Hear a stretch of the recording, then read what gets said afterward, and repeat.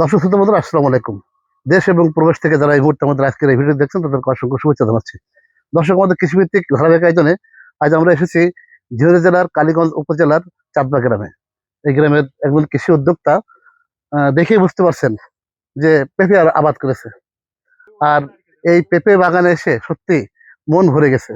দেখুন, ছোট্ট ছোট্ট গাছ, একদম গাছের গোড়া থেকে মাথা পর্যন্ত পেঁপে ভরপুর। তা আসলে এই পেঁপের চাষটি কে করেছেন, কোন জাতের পেঁপে, তিনি কখন এই চাষাবাদ শুরু করেছেন, এই চাষের পদ্ধতি কি, এবং রোগবালাই প্রতিরোধে তিনি কি কি কার্যকরী ভূমিকা রাখেন, আর কথা বলবো সেই কৃষি উদ্যোক্তার সাথে। পুরো ভিডিও দেখতে প্রথম থেকে শেষ পর্যন্ত আমাদের সাথেই থাকুন দর্শক।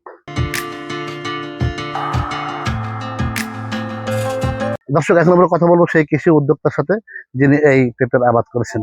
ভাই, একটু আসেন। আসসালামু আলাইকুম ভাই। ওয়ালাইকুম আসসালাম। নয়ন ভাই, ভালো আছেন? জি, ভালো আছেন আপনি? আছি আলহামদুলিল্লাহ। দর্শক দেখে বুঝতে পারছেন যে আসলে আমরা কোথায় এসেছি, কার বাগানে এসেছি।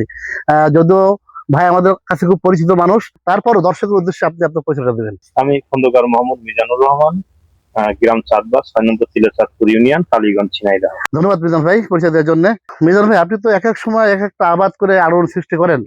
এখন দেখছি যে আপনার যে বাগান আসছি, বাগান ভরা দেখছি পেঁপে আর পেঁপে।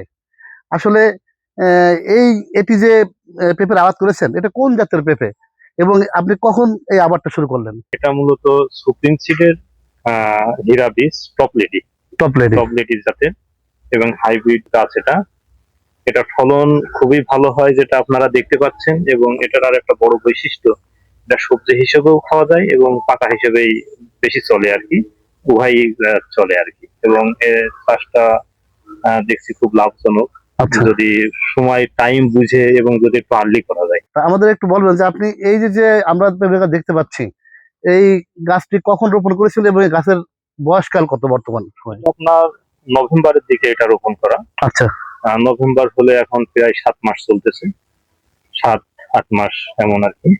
এর ভিতরে গাছে কিন্তু কারো পেঁপে ছিল। আচ্ছা, মাটিতে বেঁধেছিল, যেমন ওই যে কিছু কিছু গাছ এখনো মাটিতে আছে, কারণ এগুলো হারভেস্ট হয়ে গেছে, কিছু পাতা বিক্রি করেছে, কিছু সবজি হিসেবে বিক্রি করেছে। আচ্ছা, যার কারণে এখন উঠে গেছে, যে সবগুলো পেঁপে ছিল আর আরো ছিল। প্রতিটা গাছই মাটিতে সুই সুই আর কি। আচ্ছা, এটা বললেন কি টপ রেডি, তাই তো? হ্যাঁ, টপ রেডি জাত। এটা কি আসলে গাছের গ্রোথ থেকে কি ফলন ধরা শুরু হয়?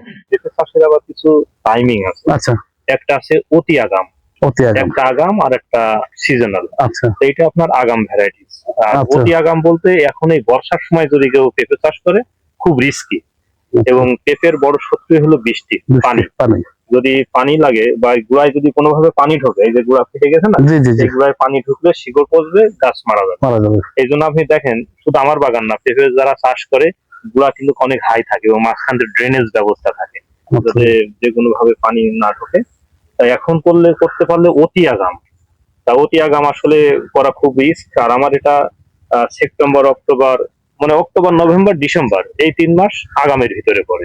আর এরপরে আপনার ফেব্রুয়ারি, মার্চ, এপ্রিল মাসে গেলে সেটা রেগুলার আমরা যেটা করি। আর আগাম করলে কি হয়, আপনার গাছ খাটো হবেই। কেন হবে? কারণ এটা শীত চলে আসে লাগানোর পরই, তখন গাছের গ্রোথ আসে না, গাছ ঘন ঘন গিটে মারে এবং গাছ মানে আর কি বামন হয়ে থাকে, ছোট হয়ে থাকে। যেই আপনার ফেব্রুয়ারি মাস শুরু হয়, গাছে ফ্লাওয়ারিং চলে আসে। আচ্ছা, আমরা তো দেখছি যে আপনার গাছে মানে ফলন প্রচুর। আসলে এই জাতটা কি এই ধরনের ফলন হয়, না বিশেষ কোনো ব্যবস্থা আছে?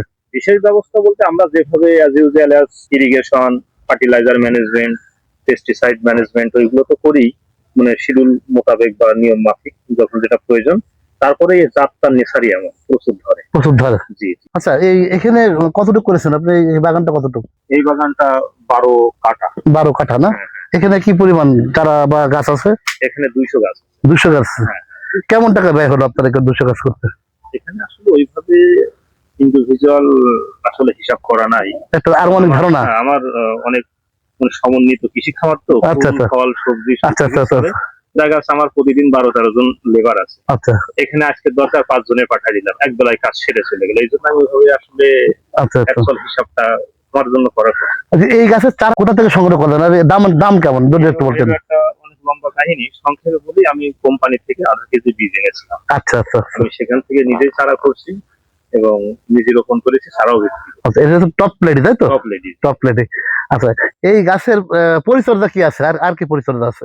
এখন পরিচর্যা, ফল ভাঙবো, কিছু কীটনাশক স্প্রে করব, আর মাঝে মাঝে সার দেওয়া লাগে। সার দেওয়া গাছে প্রচুর সার খায়, সার খায়। কারণ এর এর যেভাবে দিচ্ছে, যেভাবে ফল আছে, তারা যদি পরিমিত মাত্রায় নিউট্রিশন যদি না দেওয়া হয়, একটু বড় হবে না বা ভালো হবে না। এই জন্য সার, সেচ আর কিছু কীটনাশক, এছাড়া তেমন কোনো ম্যানেজমেন্ট। রোগ বলাই কি আছে? রোগ বলাই পেঁপে গাছে মেন হলো মিলিবাগ আক্রান্ত হয়। আচ্ছা, মিলিবাগ, তাছাড়া তেমন বড় আকারে কোনো রোগ নাই। আর মোজাইক ভাইরাস, যেমন আমার এই বাগানে আল্লাহর রহমতে কোনো ভাইরাসে আক্রান্ত হয়নি, কারণ আমি নিয়মিত মানে কীটনাশক স্প্রে করি।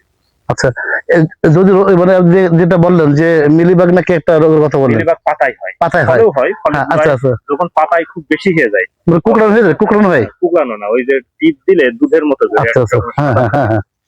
ওটাই হলো পাতাও কুকড়িয়ে যায়। আচ্ছা, ওইটা যদি এই ধরনের রোগ আক্রমণ করে, তো সেক্ষেত্রে আপনারা কি প্রয়োগ করেন? ওইটা সবচেয়ে ভালো হয় বেছে বেছে মেরে ফেলা। মেরে ফেলা। ওটা যদি সম্ভব হয় সবচেয়ে ভালো, আর না হলে যেমন ডিটারজেন্ট যদি স্প্রে করা হয়, ওটা খুব ভালো কাজ করে। আবার কিছু ওষুধও বেরিয়েছে, ওষুধও দেওয়া লাগে। একবার আক্রান্ত হয়ে গেলে সারানো আবার কঠিন। কঠিন। আচ্ছা, আমরা দেখতে পাচ্ছি যে বাগান ভরা পেঁপে, অনেক পেঁপে ধরেছে আপনার। এখন আমরা একটু বাজার দর জানবো আর কি। এই পেঁপে গুলো আপনি কোথায় বিক্রি করছেন? স্থানীয় বাজারে বিক্রি করছেন না বাইরে যাচ্ছেন? আমি এটা বিক্রি কিছু স্থানীয় বাজারে সবজি হিসেবে আগে দিয়েছিলাম। আচ্ছা। তখন 30, 35, 28 টাকা কেজি ছিল। বুঝেছি। যখন 20-এর নিচে নেমেছে, তখন আর আমি কাঁচা হিসেবে বিক্রি করিনি, এখন পাকাচ্ছি। আচ্ছা, ওই আগেই বললাম, এটা কাঁচাও চলে, পাকাও চলে। পাকাও চলে। হ্যাঁ, এখন পাকা, যেমন গতকাল আজকে আমার ঢাকায় রেট দিয়েছে 80 টাকা 80 টাকা। পাকা পেঁপে। একটু একটা মেসেজ দিবেন দর্শকের উদ্দেশ্যে, নতুন উদ্যোক্তাদের উদ্দেশ্যে বলবেন আসলে যে পেঁপে চাষ কি লাভজনক কিনা, এবং এই চাষ করতে হলে আরো কি কি দক্ষতা অর্জন করা উচিত?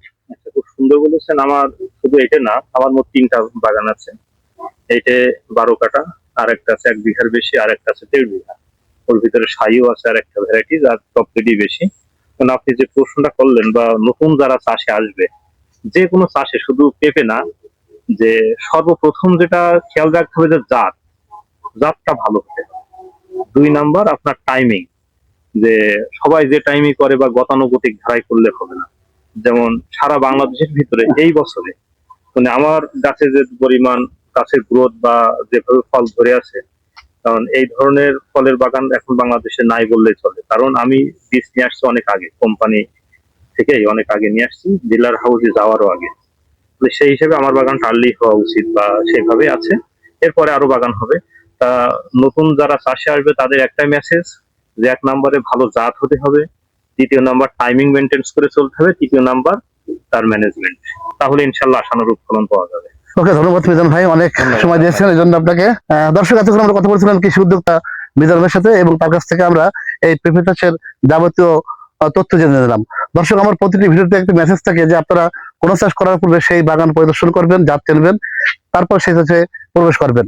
জাত না চিনে, চাষ পদ্ধতি না বুঝে যদি আপনারা চাষাবাদে প্রবেশ করেন, সেক্ষেত্রে অনেক সময় কৃষক ভাইদের ক্ষতি হওয়ার সম্ভাবনা থাকে। দর্শক, আর কথা বলবো না, যারা যেখান থেকে আমাদের আজকের ভিডিও দেখছেন তাদেরকে ধন্যবাদ জানিয়ে এবং সকলের সুস্বাস্থ্য, দীর্ঘায়ু, মঙ্গল কামনা করে এখানে শেষ করছি।